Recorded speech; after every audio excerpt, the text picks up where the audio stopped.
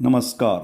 मी प्राध्यापक डॉक्टर राजेंद्र रघुवीर Deshpande from Pune, Maharashtra state, India आपल्या सर्वांचं आयुर्वेद अकॅडमीमध्ये सहर्ष स्वागत करतो. शांत झोपेबद्दल मराठीमधून काही गोष्टी. मित्रांनो, शांत झोप हे आरोग्याची गुरुकिल्ली आहे. आयुर्वेदाने आहार, निद्रा आणि ब्रह्मचर्य याला त्रयोपस्तंभ असं म्हटलं आहे. म्हणजे उत्तम निरोगी आयुष्यासाठी अत्यावश्यक असणाऱ्या गोष्टी म्हणजे आपलं उत्तम खाणं, जीवनशैली, निद्रा आणि ब्रह्मचर्य. याचा अर्थ सेक्स्युअल ॲक्टिव्हिटीजमध्ये एक प्रकारचं नियंत्रण. मित्रांनो, शरीराच्या आरोग्यासाठी आणि मन शांत राहण्यासाठी पुरेशी झोप अत्यंत आवश्यक आहे. झोपेच्या अभावी चिडचिडेपणा, तणावग्रस्त राहणं, अपचन, उच्च रक्तदाब असे आजार जडण्याचं प्रमाण वाढतं. ॲक्च्युली निद्रेबद्दलचा विचार करताना जे काही न्यूरोलॉजिस्ट आहेत किंवा प्रसिद्ध मेंदूविकार तज्ज्ञ किंवा बालनिद्रा सल्लागार यासारख्या लोकांची सुद्धा याबाबत मदत घेता येते.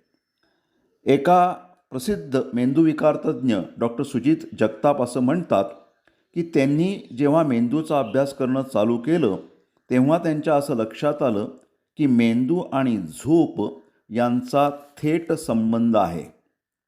अशा अनेक समस्या ज्या केवळ झोपेमध्येच जाणवू शकतात, त्यामुळे अनेकांच्या ते वेळी लक्षातच येत नाही. आता बघा की काही जणांना झोपेमध्येच फिट्स येतात, कन्व्हल्जन्स. त्यामुळे तो एपिलेप्टिक आजार आहे, कन्व्हल्जनचा आजार आहे हे लवकर कळूनच येत नाही. दुसरा एक आजार आहे पार्किन्सन किंवा कंपवात.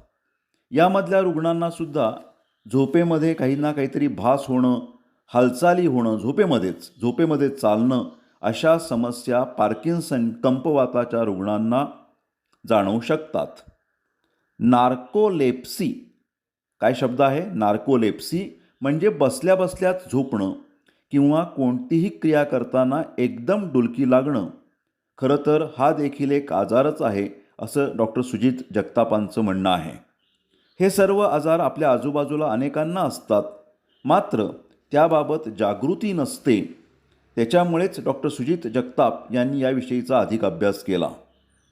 आता घोरणं. आपल्यापैकी अनेकांना हा आजार किंवा विकार किंवा समस्या वाटत नसली तरी डॉक्टर सुजित जगतापांच्या मते घोरणं हा सुद्धा एक आजार आहे आणि शरीरासाठी घातकसुद्धा आहे. जसजसं वजन वाढू लागतं, ओबेसिटी, तसं घोरण्याचं प्रमाण वाढतं. घोरणाऱ्या व्यक्तीच्या मेंदूला ऑक्सिजनचा पुरवठा नीट होत नाही. त्याच्यामुळेच मग घोरणाऱ्या व्यक्तींना दिवसभर थकवा जाणवत राहतो, चिडचिडेपणा निर्माण होतो. 100पैकी 50% लोकांमध्ये ही समस्या जाणवते, मात्र त्याकडे दुर्लक्ष होतं आहे असं डॉक्टर सुजित जगताप म्हणतात. या विकारांवर काय उपचार करावायचे? डॉक्टर सुजित जगताप म्हणतात की बॉडी मास इंडेक्स BMI हा आकडा जो आहे तो 25 असायला पाहिजे. तुमचा आकडा BMIचा 27पेक्षा जेव्हा जास्त होतो तेव्हा वजन वाढणं, घोरणं अशा समस्या जास्त जाणवतात. जीवनशैलीमध्ये बदल करणं, चांगली जीवनशैली अवलंबणं, आहारामध्ये बदल करणं आणि औषधोपचार केल्यानंतर ही समस्या म्हणजे घोरण्याची समस्या दूर करता येते असं डॉक्टर सुजित जगताप मेंदूविकार तज्ज्ञ यांचं म्हणणं आहे. तर अशामध्ये ते काय करतात की सर्वप्रथम लोकांना, पेशंटला वजन कमी करण्याचा सल्ला दिला जातो जे घोरतात त्यांच्यासाठी. या रुग्णांना एक विशिष्ट प्रकारचा मास्क हा रात्री लावता येतो, त्याला सी कॅप असं म्हणतात. या सी कॅपमुळे श्वासनलिका थोडी अधिक मोकळी होते, श्वासोच्छ्वास चांगला होतो आणि घोरण्याचं प्रमाण कमी होतं आणि इतरही समस्या दूर होतात. आता ते असं म्हणतात की बदलत्या जीवनशैलीमुळे अनेकांना पुरेशी झोप मिळत नाही. अर्थात पुणेकरही त्याला अपवाद नाहीत. त्यामुळे पुरेशी झोप घेणं हे अत्यंत आवश्यक आहे आणि अशी जर झोप मिळाली नाही किंवा घेतली नाही तर रक्तदाब म्हणजे हायपरटेन्शन, मधुमेह म्हणजे डायबेटीस, तणाव म्हणजे मेंटल स्ट्रेस, नैराश्य म्हणजे डिप्रेशन, डोकेदुखी म्हणजे मायग्रेनसारखे अटॅक्स, अपचन, इंडायजेशन, पक्षाघात असे अनेक आजार होऊ शकतात. मेंदूची शक्ती कमी होऊन त्याचा परिणाम इतर अवयवांवरती सुद्धा होऊ शकतो. त्याच्यामुळेच डॉक्टर सुजित जगताप म्हणतात, पुरेशी झोप घेणं अत्यावश्यक आहे. रात्री 10 ते सकाळी 6 ही झोपेसाठी योग्य वेळ आहे. आता आपण बालनिद्रा सल्लागार अँजेलिना गुप्ता यांची काही मतं पाहूयात. निद्रा तज्ज्ञ व्हावं किंवा या क्षेत्रात काम करावं अशी प्रेरणा त्यांना कशी मिळाली? तर अँजेलिना गुप्ता म्हणतात की त्यांचं वैद्यकीय शिक्षण झालं आहे, त्यामुळे त्यांच्याकडे ही पार्श्वभूमी होती. त्यातच त्या जेव्हा आई होणार होत्या त्यावेळी नवजात शिशू आणि लहान मुलं यांच्या झोपेशी संबंधित विविध घटकांचा त्यांनी अभ्यास सुरू केला आणि या सगळ्या प्रवासामध्येच त्यांना BabySleep.in याची त्यांनी स्थापना केली. BabySleep.in. डॉक्टर अंजेलिना गुप्ता या क्षेत्रामध्ये म्हणजेच बालनिद्रा सल्लागार 7 वर्षांहून अधिक काळ त्या काम करत आहेत.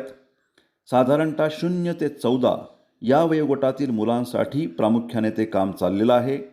लहान मुलं आणि त्यांच्या आईवडिलांना झोपेसंदर्भात जागृत करणं, शांत झोप घेण्यासाठी त्यांच्यात विविध बदल करणं, त्यांच्या सवयी बदलणं याच्यावरती डॉक्टर अँजेलिना गुप्ता आणि त्यांचे सहकारी काम करतात. त्यांना विचारलं की निद्रानाशामुळे कोणत्या समस्या उद्भवतात, तर त्यांनी असं सांगितलं, डॉक्टर अँजेलिना गुप्ता, निरोगी राहण्यासाठी झोप अत्यावश्यक आहे. पुरेशी झोप घेतली तर मेंदूचं कार्य सुरळीतपणे पार पडतं, स्मरणशक्ती वाढते, आकलनशक्ती सुधारते. लहान मुलांनी रोज 10 ते 13 तास, किशोरवयीन मुलांनी 8 ते 10 तास शांत झोप घेणं अत्यावश्यक आहे.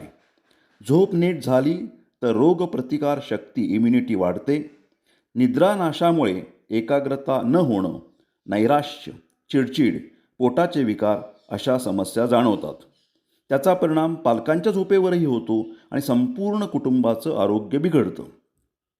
डॉक्टर अँजेलिना गुप्तांना विचारलं की या वाढती शहरीकरणाचा झोपेवर विपरीत परिणाम होतो आहे. आता अशा वेळेला त्यांना काय सांगता येईल आपल्या लोकांना? शहरी जीवनामधला वाढता कोलाहल, रहदारींचे आवाज, धावपळ यामुळे तणाव वाढतो आणि प्रौढ आणि मुलांच्यामधील झोपेशी संबंधित समस्या देखील वाढत आहेत. त्यामुळे या उद्भवणाऱ्या समस्या टाळण्यासाठी सर्वांनीच एक आपली दिनचर्या ठरवायला पाहिजे. त्यात झोपेला पुरेसा वेळ दिला पाहिजे, त्या वेळा पाळल्या पाहिजेत आणि झोपेपूर्वीचा स्क्रीन टाईम हा कमी केला पाहिजे.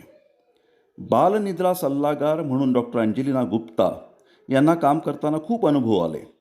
त्यांनी स्वतः आंतरराष्ट्रीय स्तरावरील 3 डिप्लोमा कोर्सेस केले. नवनवीन उपचार पद्धतींचा त्या अवलंब करतात आणि त्यांनी @BabySleep.in या इंस्टाग्राम पेजद्वारे त्या पालकांना आणि मुलांना नवनवीन टिप्स देत असतात. मित्रांनो, थोडक्यात काय तर शांत झोप ही आरोग्याची गुरुकिल्ली आहे. धन्यवाद.